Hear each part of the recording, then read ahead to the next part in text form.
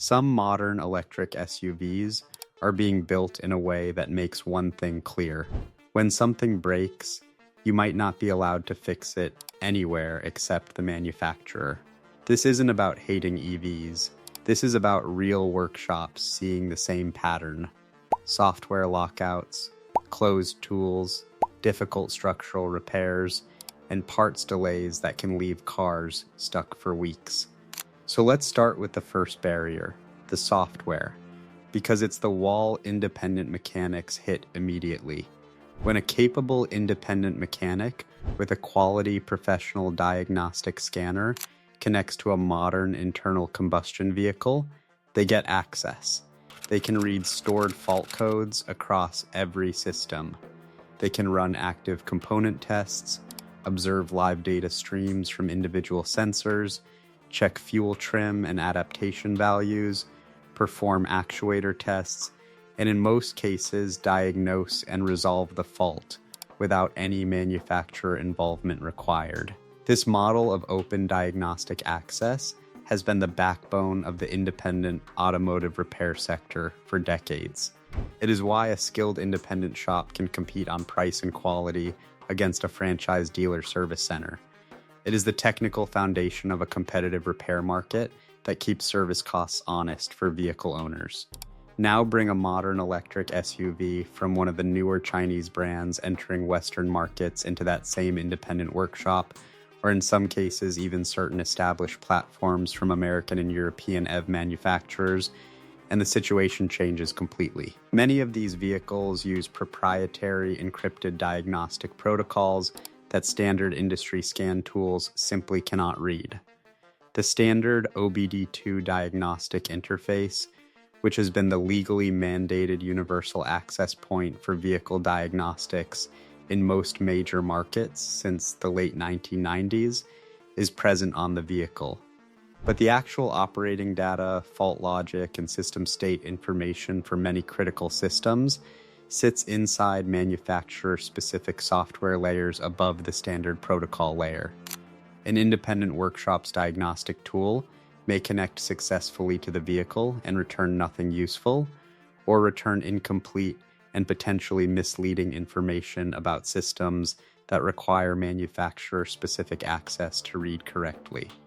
In some cases, key repair functions, including resetting high-voltage battery management system parameters after a module replacement, programming a new thermal management controller, or even simply clearing fault codes related to safety-critical systems, are gated behind authorization that only the manufacturer's own dealer network can provide. The independent technician is locked out by design. The physical architecture of modern EV platforms introduces a second and equally serious set of repair challenges that are independent of software access entirely. The structural philosophy that has become the defining feature of the newest EV platform generations is what the industry calls mega casting. This is the process of manufacturing large underbody structural sections of the vehicle, typically the front motor and suspension cradle structure, and the rear motor and suspension cradle structure has single very large die cast aluminum components rather than building them up from multiple. Smaller individually stamped, formed, and welded pieces. Tesla introduced mega casting into production on the Model Y rear structure, and the subsequent growth of that technology across the Model 3 and Cybertruck platforms. Several Chinese EV manufacturers, including BYD and others entering global markets, have adopted similar structural casting philosophies for their newest platforms. In a manufacturing context, the benefits of this approach are real and significant. Part counts drop dramatically. Assembly time on the production line decreases. Structural rigidity in normal driving conditions improves. Long-term production cost at high volume is reduced. The engineering case within the constraints of a manufacturing optimization problem is compelling. But in a collision repair environment, that same structural philosophy creates a fundamentally different, and much more expensive problem. A mega cast structural section that has sustained impact damage in a collision cannot be repaired by sectioning, straightening, welding, and refinishing the way that conventional multi-piece steel structures can be. The metallurgical properties of the high-pressure die cast aluminum used in these components are not compatible with conventional repair techniques. The section must be replaced entirely as a complete unit, and replacing it correctly requires structural measuring equipment calibrated to the specific vehicle platform, aluminum-specific cutting and preparation tools, specialized thermal management during the process to avoid damaging adjacent components, and lifting and positioning equipment scaled to. Manage components that can weigh several hundred kilograms.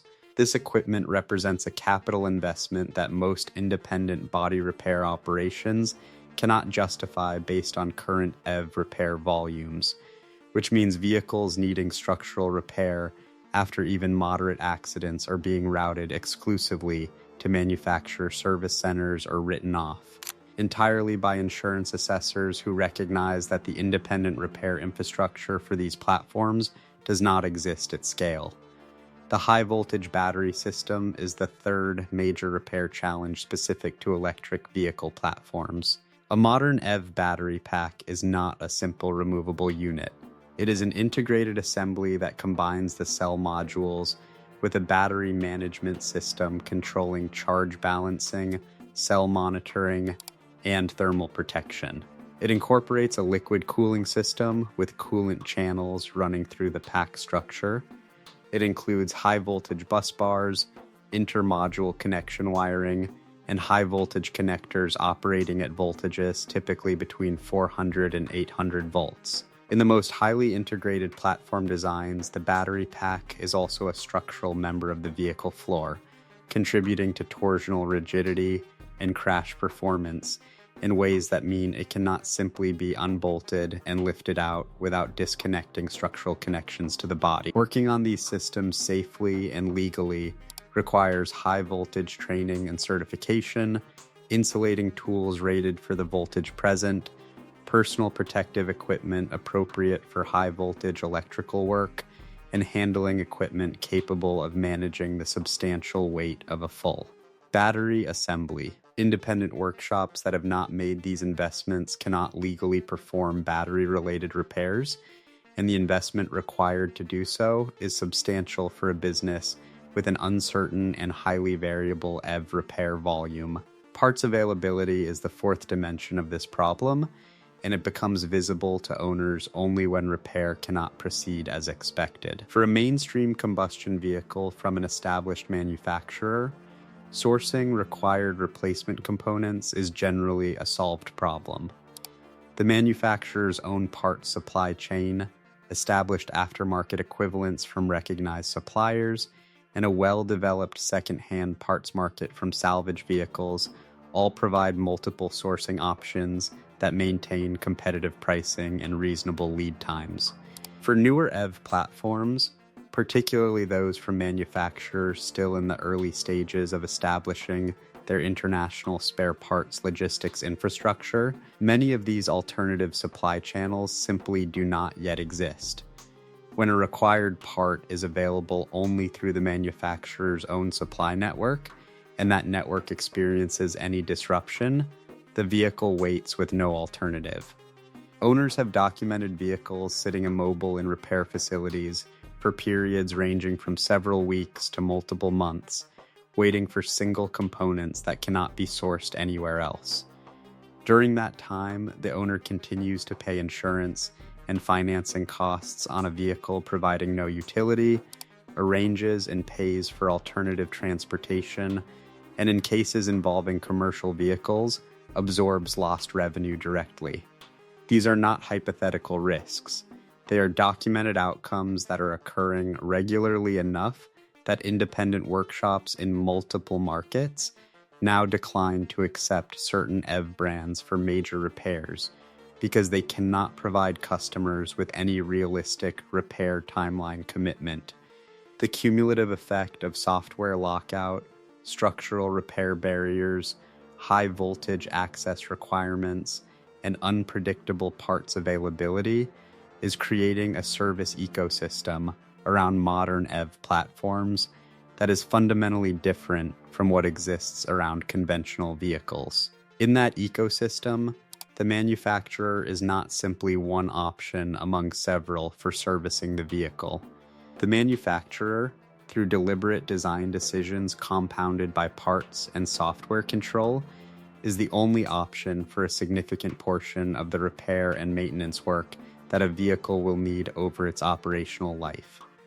That is a remarkable market position for any product manufacturer to hold, and it has direct consequences for what vehicle ownership actually means and costs in practical terms. For drivers considering the purchase of a newer Chinese electric SUV, or indeed any modern EV platform, understanding the service landscape before purchase is essential information that is almost never clearly communicated at the point of sale. The sticker price comparison between a Chinese EV and a European or American alternative often looks favorable for the Chinese platform. What is not visible in that comparison is the repair cost structure, the service option availability, and the parts supply certainty that will govern the total cost of ownership across a realistic holding period. Those factors matter enormously when something goes wrong, and something always eventually goes wrong with any vehicle driven regularly over time. The right to repair movement in the automotive sector has been raising these structural concerns for years, initially in the context of combustion vehicle diagnostic software access, because the real question is not whether electric vehicles will dominate the future of transportation. That shift is already happening. The real question is whether the people who buy these vehicles will still have meaningful freedom to repair them, maintain them affordably, and truly own them once the warranty expires. If you enjoy content like this, make sure to subscribe so you don't miss the next one.